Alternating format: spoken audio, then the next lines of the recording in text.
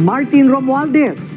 Ayon sa freeze order ng Anti-Money Laundering Council o AMLAC, 25 bank accounts at 10 insurance policies ang nakapangalan sa dating speaker. 27 bank accounts, 10 insurance policies at isang investment account naman ang nakapangalan sa business associate at frat brad nito na si Jose Raulito Paras. 2 bank account, 7 property account at isang real estate property naman ang nakapangalan sa Golden Pheasant Holding Corporation, ang kumpanyang itinuturo ng 2 anonymous Senate witnesses na lumabas sa isang Senate Blue Ribbon Committee hearing. Ka-joint account ni Romualdez sa ilang bank accounts nito ang asawa na si Congresswoman Yeda Romualdez at 2 anak na sina Maria Bella Gabriel at Yeda Marie Daniel. Ayon sa freeze order, may probable cause para sabihing related sa plunder, direct and indirect bribery at money laundering ang mga naturang assets. Kabilang sa mga basehan nito ang mga pagdinig sa Kongreso, ang testimonya ng mag-asawang Diskaya at mga referral ng Office of the Ombudsman sa AMLAC. Mananatili ang freeze order sa loob ng 20 days, saka muling magsasagawa ng hearing ang Court of Appeals kung kailangan ba itong i-modify, i-lift o i-extend. The very mandate of your office really is to look into suspicious transactions, covert transactions that would probably describe how the inflow and the outflow of money can be determined as a money laundering activity. Tama pa? Tama po. Okay, sige. So, lahat ng mga, sabi mo kanina, lahat ang nagre-report yung bangko sa inyo, and then what you do is to analyze these reports based on the inflow and outflow of the money. Tama? Tama po. Inflow meaning could be deposit in either cash or check, whatever, and outflow is the going out of the money, right? Tama po. So even if you total the deposit and the withdrawal, and then you come up with the certain amount, sabihin mo na hindi yun actual na nandoon na current na pera doon sa account kasi tinototal mo pa rin yung paglabas niya. Ay yun ang magiging account. So regardless of that, wouldn't that be the very definition of money laundering? Kasi ang sabi mo, pinapasok, nilalabas to appear as legitimate. Tama ba? Kung legitimate naman po yung transaction. Yeah, kung legitimate. Kasi wala nagsasabi naman ng bangko sa inyo, Apo. suspicious nga eh. So I'm asking you on the premise of a suspicious transaction, right? As indicated in your report. Tama ba? Would that be the very definition of money laundering? Papasok at ilalabas. Kung marami po yung pinanggalingan the ng premise pera. is, yes, kaya nga, Yes, nagsabi opo, nga ng yes, bank. opo. Nagsabi nga ang bangko sa inyo, it's a suspicious transaction. That's why you have that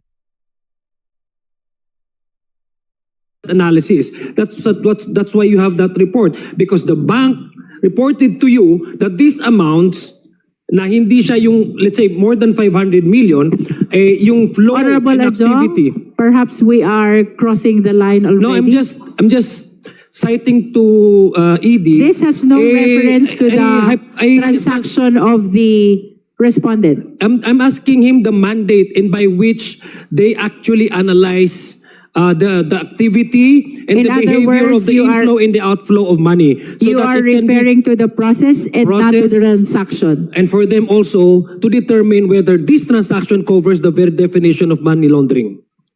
Tama ba yung ano ko? ED Buenaventura, please answer the question. Yung nga definition ipapasok, ilalabas. Na based on the suspicious na report sa inyo ng bangko. Tama ba? Opo. Okay, Pero thank you. Thank you, Madam Speaker. Thank you, Madam Chair. Thank you. Now we Yung proseso. How do we come up with yung covered transactions? para po sa bangko, ang covered transaction po ay pag nag-transact po ng mahigit 500,000 sa isang araw, nire-report na po yun naman. So basta 500,000 or more yung transaction, automatic i-report sa AMLAC yan. Tama po. So does it mean that it's a suspicious transaction basta ni-report sa inyo? Hindi Not po. necessarily. Iba po yung suspicious transaction. Okay.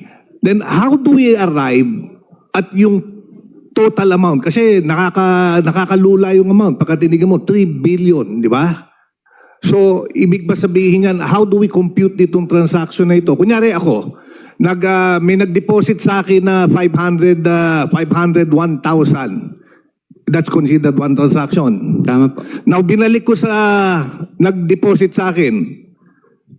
That's another transaction. Tama po. Outflow naman. So, outflow naman yon. So, magto-total ngayon yon na 1 million. Kasi may pumasok sa akin 500, may lumabas na 500. Tama ba? Mali? Tama po. So, ganun yon. So, basta labas-pasok, nag-a-add to. So, it doesn't mean na pagka sinabi natin may 3.9 billion, does it mean na merong 3.9 billion sa loob ng account?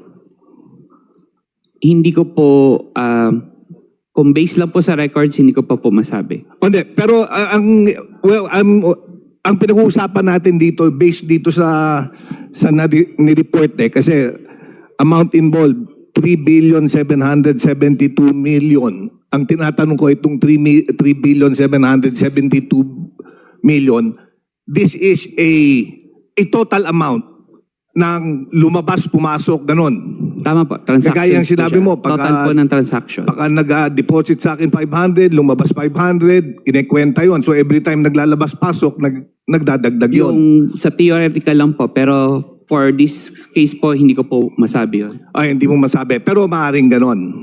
Theoretically, posible po yun sinasabi. Oo. Now, I would also like to point out, kasi napansin ko, we started 2005, di ba? Yung report na binigay nyo, 2005 to 2025. Apo. Oh, I just also like to put it on record that an impeachable officer can only be impeached for actions involving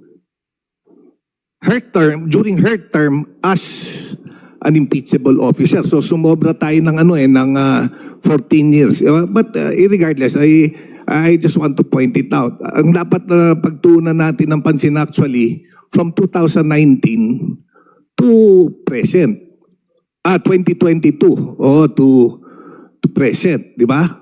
Kasi doon lang nagsimula eh. Now babalikan ko nung 2022, wala na yung sinulatan ko.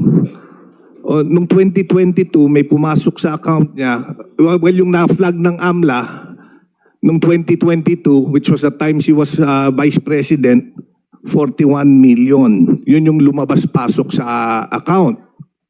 Nung 2023, 4.7 million. Yun yung lumabas-pasok sa account. Nung 2024, 13.4 million. Yun yung lumabas-pasok sa account. Nung 2025, 1 million na lang ang lumabas-pasok sa account. Tama ba? Based dun sa Based report. on I just want to be clarified para lahat tayo clarified dito sa mga numero na ito. Based on records, tama po. Oo. So based from 2022, siguro ang lumabas-pasok sa account niya, 45, 58, 59, mga 60 million in the past, from 2022 to 2026, in the past 4 years. Tama, mali? Hindi ko po masuma on the spot. Hindi, sinuma ko Madam. Maybe galing you sa can report make nito eh. reference, Honorable Suntay, to that. Yes, I'm particular page referencing where you're from reading. what they submitted.